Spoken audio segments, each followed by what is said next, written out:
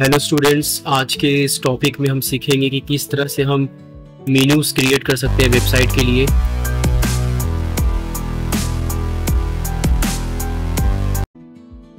यहाँ पे एक मेन्यू क्रिएट किया हुआ है। ये CSS लैंग्वेज के हेल्प से मैंने ये मेन्यू क्रिएट किया है। किसी भी वेबसाइट के होम पेज में आपको सबसे टॉप पे इस तरीके का मेन्यूज देखने को मिलता है। जैसे होम में एडिटर को ऑन करना है, मैं इस एडिटर में यूज कर रहा हूँ विजुअल स्टूडियो कोड, तो जो कि मैंने ऑलरेडी पहले से ओपन कर रखा है। इसको मैं यहाँ से ओपन कर लूंगा।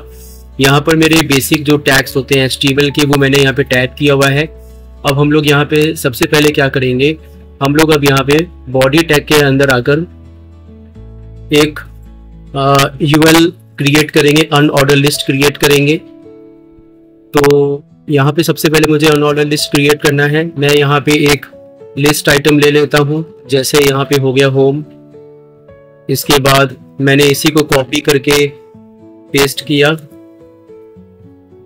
UL लिस्ट के हेल्प से ही क्या कर सकते हैं, हम लोग अपने वेबसाइट में मेन्यूज क्रिएट कर सकते हैं। तो अब यहाँ पे होम के अलावा मैं यहाँ पे टाइप कर लेता हूँ अबाउट अस। इसके अलावा मैं यहाँ पे और भी चीज़ें क्रिएट कर लेता हूँ। तो इसमें मैं और भी मेन्यूज के ऑप्शंस क्रिएट करने जा रहा हूँ। जैसे मैंने फाइल को अब मुझे क्या करना है, सेव कर देना है। तो मैंने Ctrl+S करके फाइल को सेव किया। मैंने सेलेक्ट किया डेस्कटॉप। डेस्कटॉप पर आने के बाद मैंने जिस भी फोल्डर में वो फाइल क्रिएट किया है, मेरे फोल्डर का नाम है मेन्यू, तो मैं मेन्यूज को सिलेक्ट करूँगा।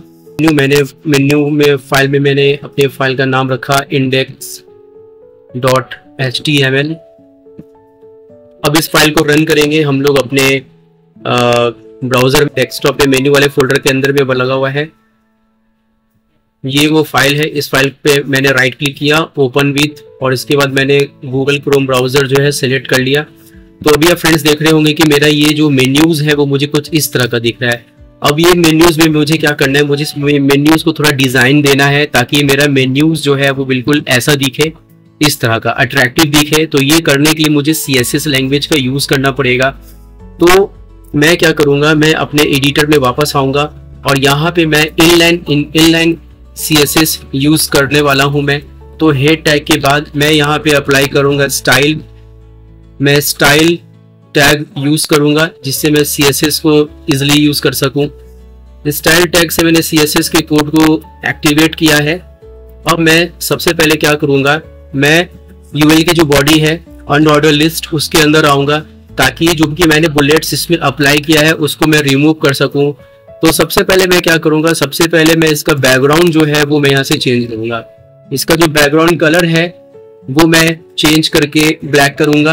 तो हैशटैग के साथ मैंने 000 लगाया और इस फाइल को जब आप सेव करके रिफ्रेश करोगे तो आप देखोगे ये यहाँ पे एक बॉक्स जो है बिल्कुल डिव की तरह क्या हुआ, यहाँ पे एक बॉक्स क्रिएट हो जाएगा बैकग्राउंड में।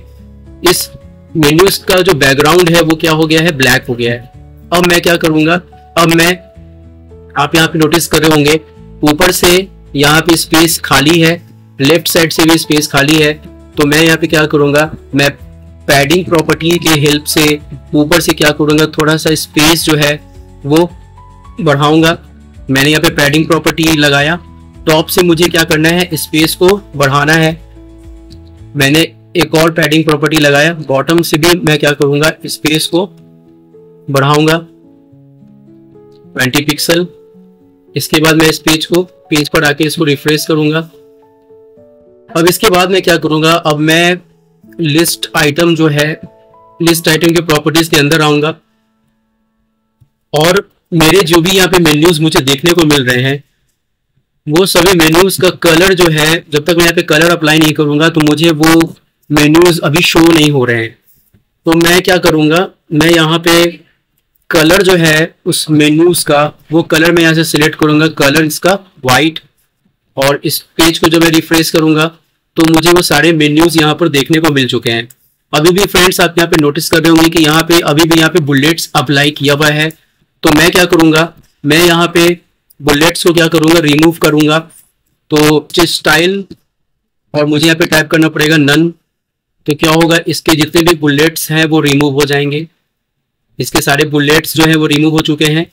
अब फ्रेंड्स मैं क्या करूंगा, मैं चाहता हूं कि ये जितने भी मेन्यूज हैं ये सब एक के बाद मुझे दिखे। जैसे होम के बाद मुझे यहाँ पे अबाउट अस दिखे, फिर अबाउट अस के बाद मुझे यहाँ पे प्राइवेसी का जो मेन्यू है वो मुझे यहाँ पे दिखे। तो मैं क्या करूंगा, यहाँ पे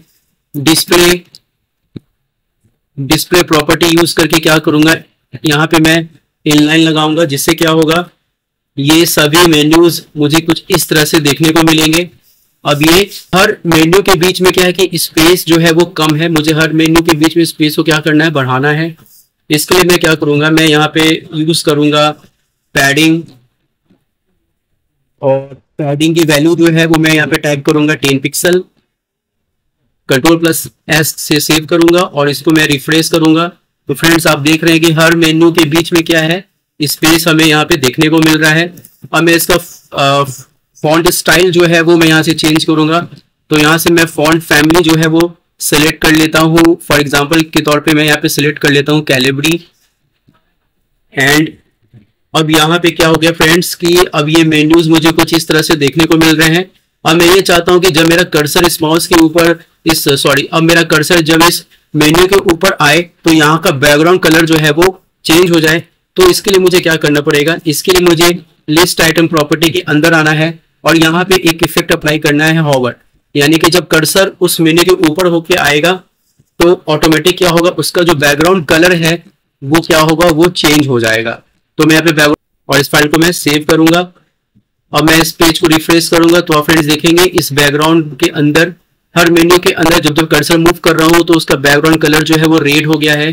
तो इस तरह से हम वेबसाइट में मेन्यूज क्रिएट कर सकते हैं। अगर आपको हमारे वीडियो पसंद आते हैं तो आप हमारे चैनल को सब्सक्राइब कर सकते हैं, लाइक कर सकते हैं, शेयर कर सकते हैं, ताकि आपको इसी तरह के अमेजिंग वीडियोस देखने को मिले। तब तक के लिए बाय, थैंक यू।